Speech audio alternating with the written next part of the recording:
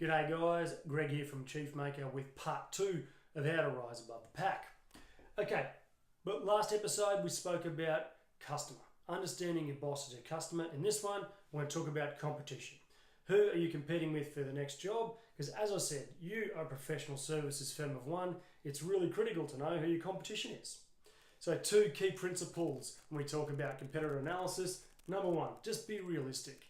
Okay, it's very easy to get caught in your cocoon of big work, put in an application and then go, why didn't I get an interview? Like, what the hell happened?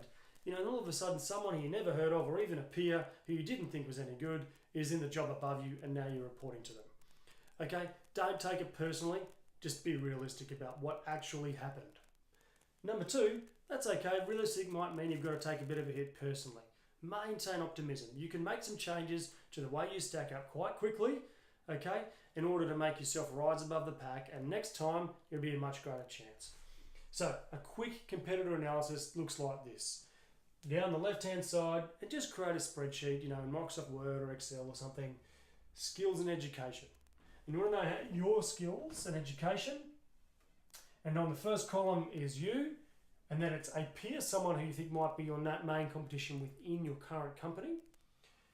This one here is existing other. Now what I mean by that is I want you to put in, let's just say you're GM operations and you want to go for a COO role. What I want you to do is pick someone who's in a COO role with a competitor, because that person might well be thinking about shifting over to your company. They are actually competition for your current role, for the next role. Okay? And then maybe just someone else on LinkedIn, or if there's someone else who you think might be competition, just throw them into the mix as well.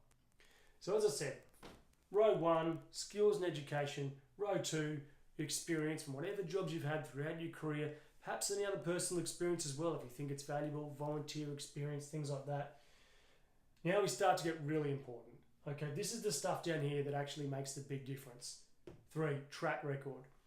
If you can put in the real numbers of a track record or a transformation you ran, and then be able to tell the blow-by-blow description of how it all happened, warts and all, really get into it, then you'll actually be sitting well above any competition. You have to be able to do that, because CEOs and any chiefs, they want to know that you can transform something, because that's the name of the game in modern business.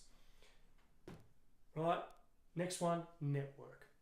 You need to be able to have someone on the executive team or in the board who's supporting your moves. You need advocates up there of some sort. If you turn up looking for a C-level role and no one has ever heard of you, no one on that team has ever heard of you, it's going to be really difficult. So you have to foster those relationships in advance, and preferably you can put something in here that says someone in the decision-making hierarchy is on your team, okay? Because we guaranteed someone else will have some support from them already. The last one is just, the cold hard light of day, being realistic. Once you've filled this out, who would the CEO or whoever's employing you, who would they select, right? And that might be a tough decision. You might well find yourself sitting well behind based on what this looks like on paper. But don't forget, that's likely the first, look at the wider environment, the wider competitive landscape that the person who's employing you is going to have. Okay, in the next episode, what I'm going to talk to you a bit about is how to stand out from the competition, how to actually, infuse your unique value proposition so people can see how you're different. But in the meantime, if you've got any questions around this, pop them into the comments. I'll get back to you. I'll definitely answer. I might even create another video for you if you need it. Right, get in there, do a competitor analysis so you can see how you stack up. Righto, signing off, stay epic.